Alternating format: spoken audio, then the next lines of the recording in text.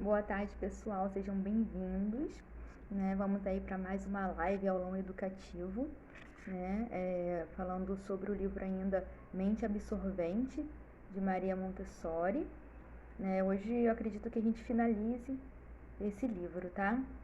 Então vamos dar seguimento aqui. A gente está lá na página 95. Agora, Maria Montessori ela fala sobre a conquista da independência. Então ela diz: são do desenvolvimento natural essas conquistas da independência da criança acontece, né? A criança aprende a sorrir, aprende a engatinhar, a balbuciar, a andar, a correr, né? Assim por diante. Então essas conquistas elas vão acontecendo de formas sucessivas, né? Com seus graus aí de independência, tá? Aí vamos lá. O recém-nascido, né? Ele nasce com uma psicologia da conquista, né? Montessori nos traz isso aí, né? Uma psicologia da conquista, ou seja, ele sempre vai tendo de formas sucessivas, né? Com degraus, né? Formas de ir, essas conquistas no seu desenvolvimento, né? Conquistando o mundo, ou seja, ele absorve tudo que está à sua volta, bom? Bom, aproveita para mandar e enviar aí o convite, né? Para as mamães, amigas, professores, psicopedagogos que vocês conhecem aí, certo? Vamos lá. Se a criança sente um impulso da conquista do ambiente, pelo ambiente, é porque esse ambiente exerce sobre ela uma atração. A criança ela só se envolve, tem esse impulso natural, né? Porque o ambiente está envolvendo ela. Tem interesse e dessa forma ocorre a aprendizagem, né? Através desse interesse da criança. Seja bem-vinda, Anastácia. Então, primeiro a criança ela absorve, né, tudo que está à sua volta e depois ela analisa, né? Montessori nos diz que de 0 a 3 anos a criança ela está nesse poder de absorção, ela está absorvendo tudo. E aí, a partir dos seus 3 anos em diante, ainda na primeira infância, a criança ela já vai começar a analisar, né? Por que ela vai ter interesse aí pelas letras, né, pelos números? Porque ela já manuseou alguns livros anteriormente que atraiu a atenção dessa criança. Então vai ser mais fácil ela adquirir, né, através da sua análise, né, essas conquistas do desenvolvimento na aprendizagem aí pré-alfabética. Tá? A natureza oferece à criança a oportunidade de crescer, de independência e liberdade, né? Se você colocar uma criança que tem a oportunidade de se desenvolver, né, brincando na natureza e colocar uma criança que tem a oportunidade apenas de se desenvolver dentro de um espaço aí pequeno ou limitado, a criança que se desenvolve por meio da natureza, ela tem um desempenho mental muito maior, tá? Um desempenho cognitivo, porque a natureza ela tem essa força de proporcionar à criança essa liberdade, né? Essa liberdade na aprendizagem. O primeiro instinto da criança é de agir sozinha, sem a ajuda dos outros. E seu primeiro ato consciente de independência é defender-se daqueles que procuram auxiliá-la. Mas, assim, para o adulto, gente, quando a criança vai se desviando, né?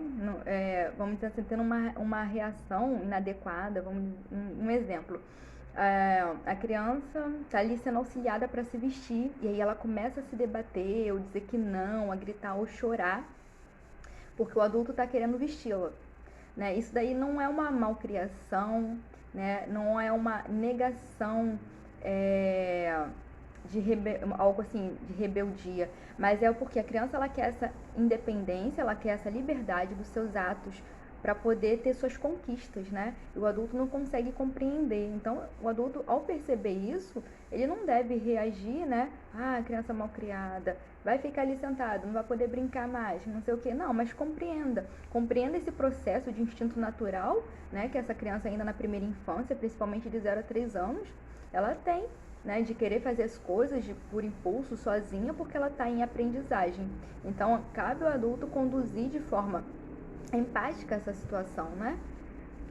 Então, direcionando a criança. Ah, então, ó, vamos lá, vai se vestir sozinha? Então, direciona. Como é que você faz? Encosta aqui, suas costas na parede, ali no móvel, primeiro a perna direita, depois a esquerda, e vai incentivando, né? Permitindo que a criança, ela tenha suas conquistas, tá bom?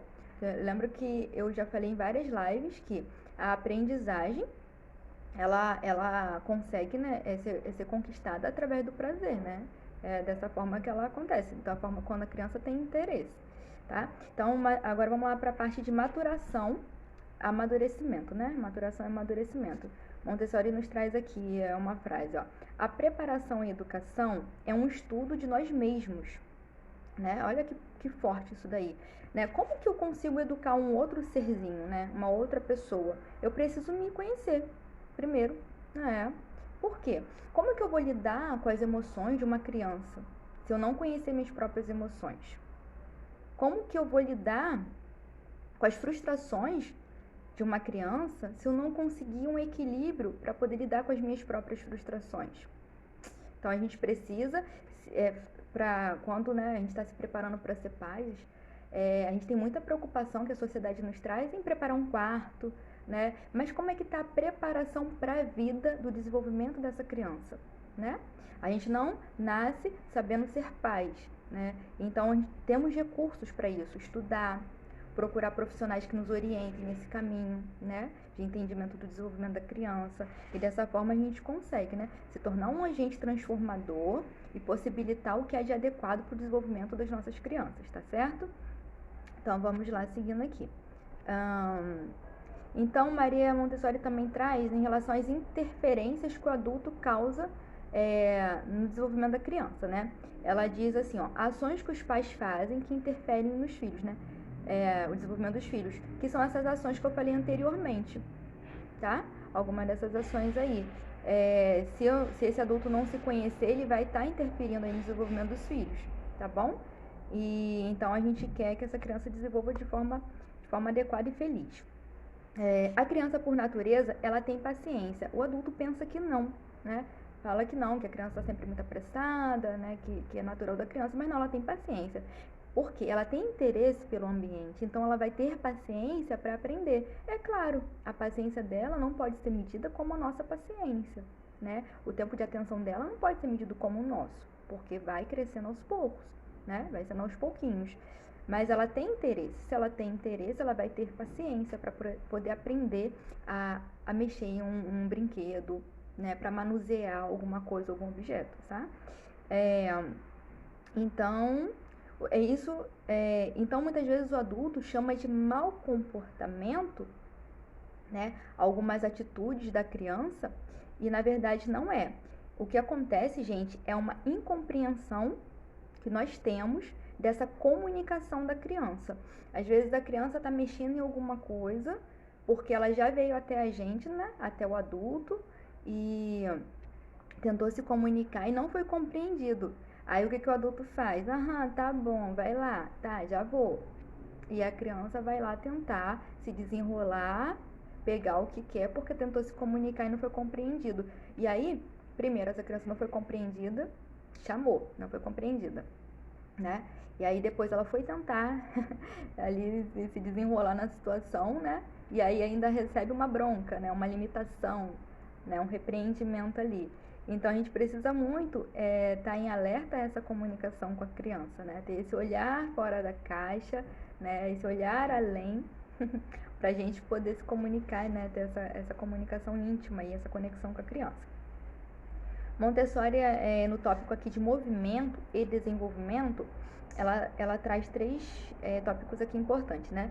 Cérebro, os sentidos e os músculos, né? Que eles estão interligados. Cérebro, os sentidos e os músculos. Então ela fala, o movimento é o ponto de chegada do sistema nervoso central. Conforme a criança se movimenta, né? Ela manuseia alguma coisa, né? Através dos seus sentidos. Ela tá fazendo o quê? Através de tocar no objeto, ela tá mandando informação para o cérebro. Tá processando ali informação, tá desenvolvendo aprendizagem, tá? Então, aí é a parte dos músculos. Os músculos são integrantes do sistema nervoso, que leva o homem até uma relação com o ambiente, através dessa coordenação motora que vai sendo estruturada, que vai sendo incentivada, né? A criança ela vai desenvolvendo essa relação com o ambiente, se desenvolvendo cada vez mais, tá bom? Uma criança que não tem desenvolvimento sensorial, né, ela tem um desenvolvimento menor, um desenvolvimento mental menor, né? Ou seja, menos formação de sinapses lá no cérebro, né? Menos conexões. Por isso que eu falo muito sobre a importância das atividades sensoriais, né? É uma extensão, a mão é uma extensão do cérebro. A criança toca porque ela está analisando, porque ela está sentindo um cheiro, ela está vendo cores. Isso está sendo tudo processado através dos sentidos, né? O que ela ouve e está indo lá para o cérebro, tá? E aí esse desenvolvimento mental, esse desenvolvimento do cérebro vai se ampliando cada vez mais. E a criança que não tem essa oportunidade, né, que não tem essas atividades sensoriais para ela, esse desenvolvimento vai ser vai ser menor e certamente ela vai ter uma aprendizagem mais vagarosa, tá? Às vezes ela vai apresentar até uma dificuldade de aprendizagem, mas precisa só ser acompanhado. Pode ser que não seja nenhum transtorno, nem nada. Foi o quê? A falta de oportunidade de atividades, né, que de fato auxiliam para o desenvolvimento pleno da criança, tá? Então vamos lá seguir aqui. Agora a Montessori já falar em outro tópico aqui, a inteligência e a mão, né? Aí ela diz que perante a lógica da natureza existem 3 tópicos para esse desenvolvimento, né? Fazer a criança colocar-se em posição ereta é o primeiro tópico para desenvolvimento da inteligência, né? Pela lógica da natureza. Então a criança ela vai se desenvolvendo sua coordenação motora e ela consegue ficar ereta, em pé, né? A partir do momento que a criança ela consegue já andar, seja com apoios ou já sozinha, o repertório dela de aprendizagem aumenta muito, porque ela já vai mais rápido, né, até o objeto, o local que ela quer, né? Então ela vai explorar mais rápido, né? Então o segundo aí, fazê-la caminhar e adquirir força. Primeiro, né, a criança ela consegue se movimentar ali com apoio, depois ela começa andar, dar seus passinhos ali, né, de forma insegura, ainda desequilibrada, mas depois, conforme ela vai caminhando, vai exercendo, né, esses movimentos, ela vai adquirindo força, mais confiança no seu desenvolvimento.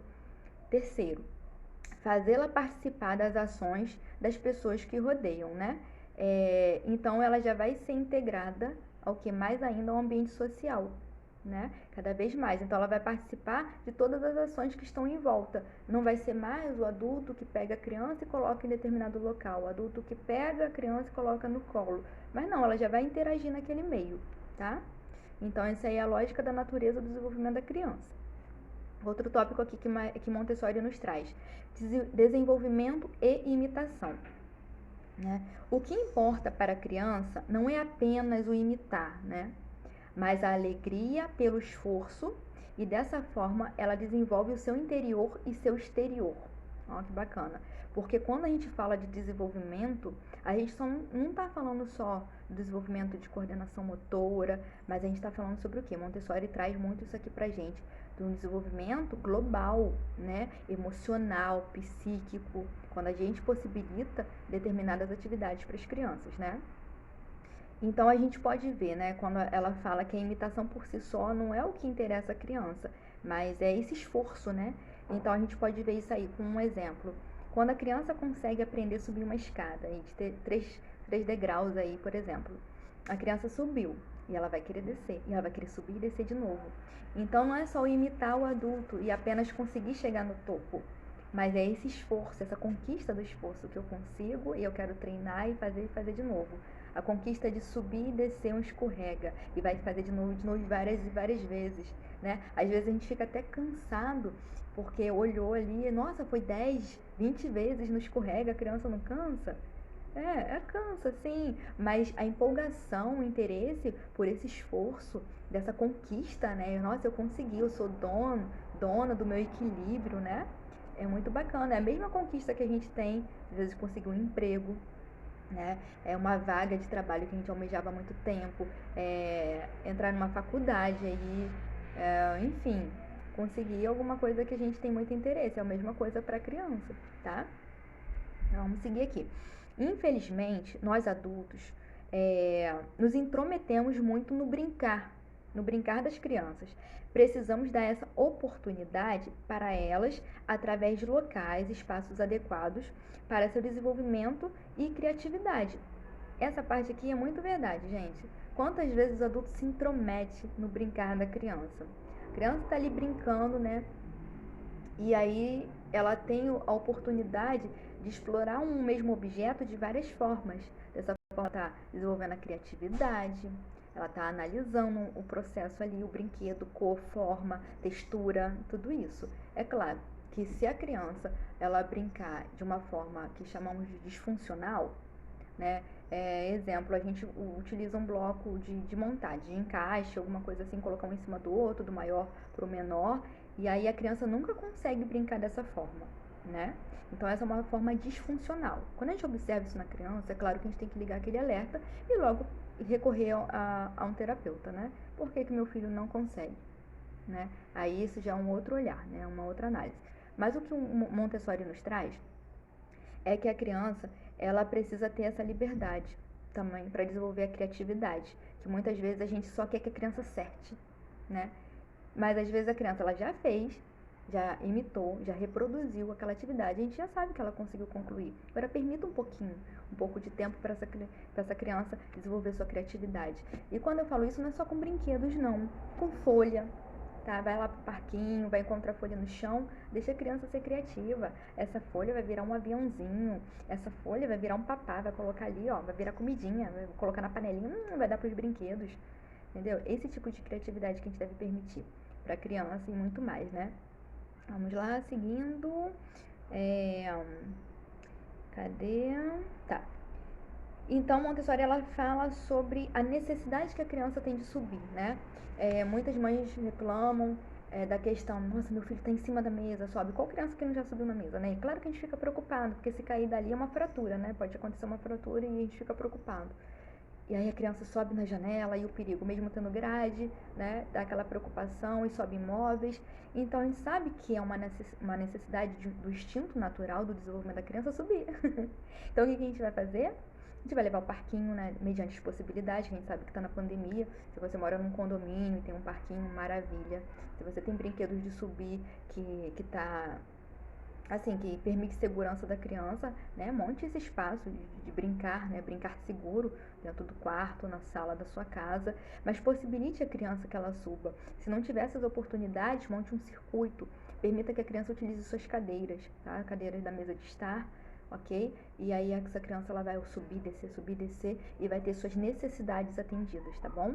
Suas necessidades naturais, seu instinto natural infantil sendo atendido. E aí você não vai ter problema da criança que está ali em cima da mesa subindo na janela, porque essa criança já foi encharcada pelas necessidades naturais da infância, tá bom? Vamos lá. A criança brinca em todos os exercícios que pratica. Esses jogos levam à conquista de habilidades necessária para a formação do seu desenvolvimento, né? Então aqui, ó, a criança ela brinca, ela pratica, né? Ela utiliza esses jogos e ela conquista habilidades importantes para a formação do seu desenvolvimento. Eu vou compartilhar aqui um jogo com vocês. Esse jogo aqui se chama Torre de Londres, né?